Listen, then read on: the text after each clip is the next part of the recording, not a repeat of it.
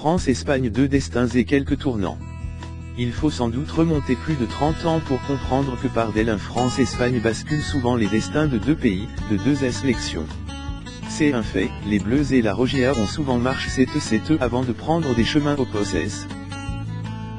Leurs confrontations ont souvent tracé leurs feuilles de route respectives, le vainqueur prenant la direction d'étoiles, le perdant demeurant cantonnaire le de faire valoir, 1998, 2000 et 2006 pour nos voisins, 2008, 2010 et 2012 pour les Espagnols. Que nous servent donc leur 35e opposition, ce mardi 28 mars Paris. Bien malin qui peut le dire, mais le vent parle pour les Franais, qui reposent peut-être sur la plus belle génération de leur histoire. Et quand on sait ce qu'ils ont terrani par le passé, cela pourrait faire TRS mal. En 2018 comme en 2020, voire bien au-delà. En attendant de lorgner l'horizon, le coup d'île dans le R3 est nécessaire pour saisir que le rendez-vous du Stade de France est bien davantage qu'un match amical, il pourrait être un tournant dans l'histoire récente des deux équipes. Comme une confirmation pour des Bleus ultra talentueux. Comme un acte fondateur pour des Ibérois qui cherchent se remettre de leur désillusion de l'été dernier. Depuis 1984, les France-Espagne ont souvent bouleversé les destins et les dessins des heures de gloire. Rappel 1984, une boulette et un palmarès gal. Toute sa vie sans doute, il se mordra les doigts de les avoir eu berlants sur ce coup franc de Michel Platini. Rappelez-vous, finale de l'Euro 1984, 57e minute. L'Espagne tient tête la France, sur la pelouse du Parc des Princes. En jeu, un titre continental.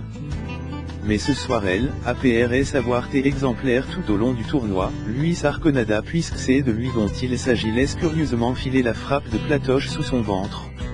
Une bourde dont la Rogea ne se remettra jamais, Bruno Belloni corsant l'addition la 90e. Et la France galant et l'Espagne championne d'Europe en 1964 en termes de palmarès 1991, la bascule pour Platoche.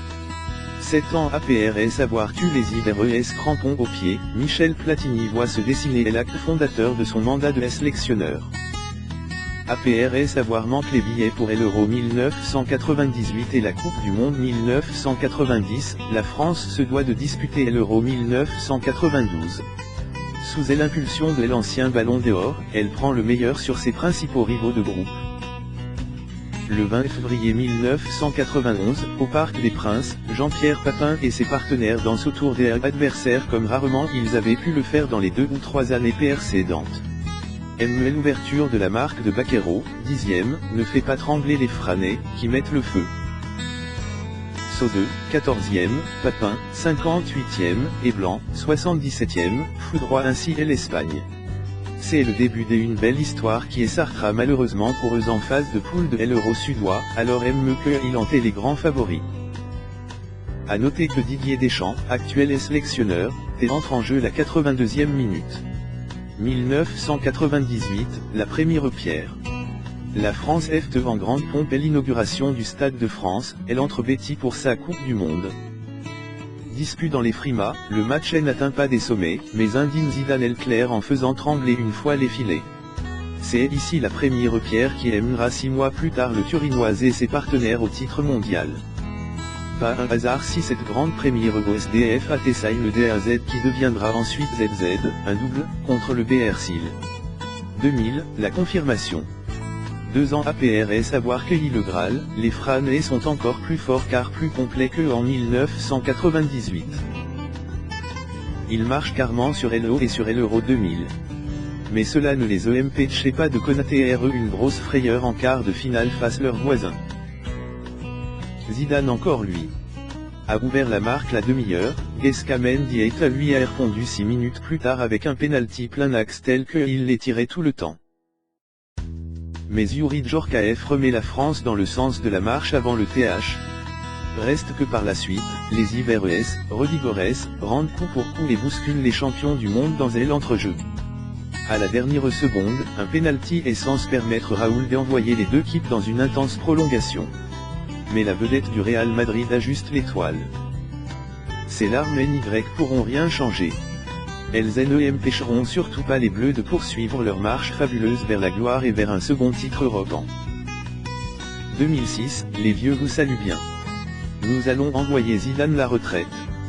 À la veille de ce 8e de finale de Coupe du Monde, Marca ne fait pas dans la demi-mesure. Aux yeux du quotidien espagnol, la Roja est désormais assez forte pour que le numéro 10 des Bleus et ses partenaires prennent la porte et la direction de l'EMS pour Elienteros, qui dispute le dernier tournoi de sa carrière.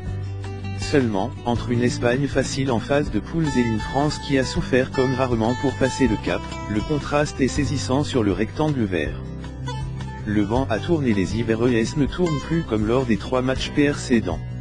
L'ouverture de la marque par Villa, sur penalty, elle n'est que un trompe et Lille. Ribéry va grec, mon petit, lancera l'antenne Thierry Gillard dit en rhume Casillas, puis en fin de match Vieira et Zidane enfoncent le clou. Les vieux saluent bien la Roja.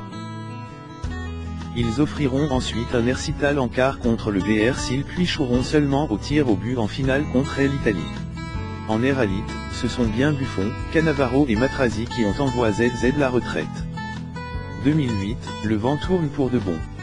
Entre 1984 et 2008, la France est toujours ouverte de beaux horizons en battant cette Espagne dont elle est devenue la bête noire.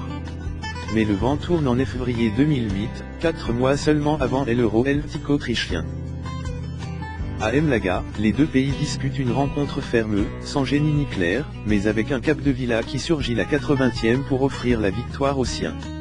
La première de la Roja contre les Bleus depuis un insignifiant amical de 2001, la 3e seulement en 40 ans.